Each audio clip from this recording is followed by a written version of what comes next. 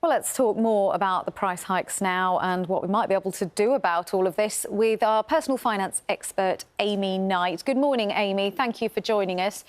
I mean, just hearing that this morning, there's a really stressful time ahead for a lot of people looking at the changes coming in on Tuesday. Absolutely. It can feel like all of these rising costs are completely outside your control. And that's a scary situation to be in if you're already struggling to make your wages stretch to the end of the month. And we've heard that pay rises might be a little bit harder to come by as a result of the taxes that are going to come through and hit businesses. However, if you're prepared to spend a little bit of time and energy shopping around, switching, and working on your habits at home, there are potential savings to be had. Yes, so for example, if we look at energy bills, Ofgem, the regulator, is suggesting that households consider a fixed tariff for a bit of stability. Is that what you recommend? Fixed tariffs can be really helpful if you're somebody that is working to a tight budget because you know what you're going to pay. And so you can see into the future what your energy is going to cost in the months ahead. So that can make it a bit less scary to open those energy bills. So it's definitely something to consider. Oh, we've heard about how much water bills are likely to go up by in England and Wales. Should people look at getting a water meter? Will that help at all?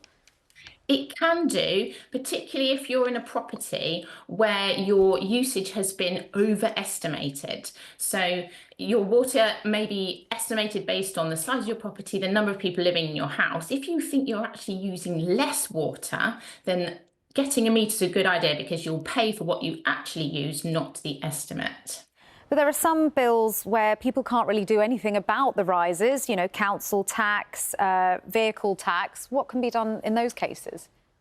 Very little, unfortunately, about the vehicle tax, but it needs to be taken into consideration for people that are looking to change their vehicle in the near future. Factor that into your budget when you're choosing a car and think about how the tax, when you combine it with the insurance cost, is going to hit your wallet. With council tax, there's a little bit more you can do because you can check whether you might be eligible for a discount. And the best way to do that is to speak to your local council, but also look on the government website. There's various criteria that you might meet. So for instance, if you're a single person, you can get a 25% discount. You may be able to get a discount if you're a carer or if you're living with a disability. All of this does take time, though, doesn't it? And a lot of people are cash poor and time poor, so will probably feel like they're in a helpless situation.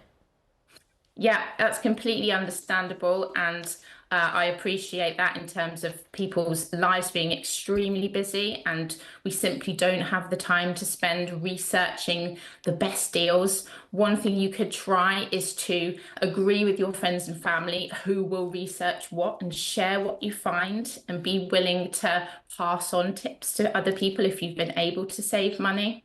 Yeah, that's a good suggestion, sort of delegating or sharing out the workload. But you mentioned, Amy, the fact that wages aren't going up as much as all these other rises. And of course, a lot of people are losing benefits that they would have been on. So some of this almost feels a little bit like tinkering around the edges, doesn't it? It feels like the goalposts keep moving for people. They work hard, they get a pay rise, and then bills go up and they see that pay increase evaporate. And certainly the changes to benefit policy that are coming down the line are adding additional financial stress for people. But those are changes that aren't going to kick in until next year, sorry. But it really is adding a lot of anxiety. Indeed it is. Amy, thank you, though, for some of those tips and tricks that can make a little bit of a difference to people. Thank you for your advice on that. That's personal finance expert Amy Knight there with some ways that you could make a slight difference to all those bills that are going up on Tuesday.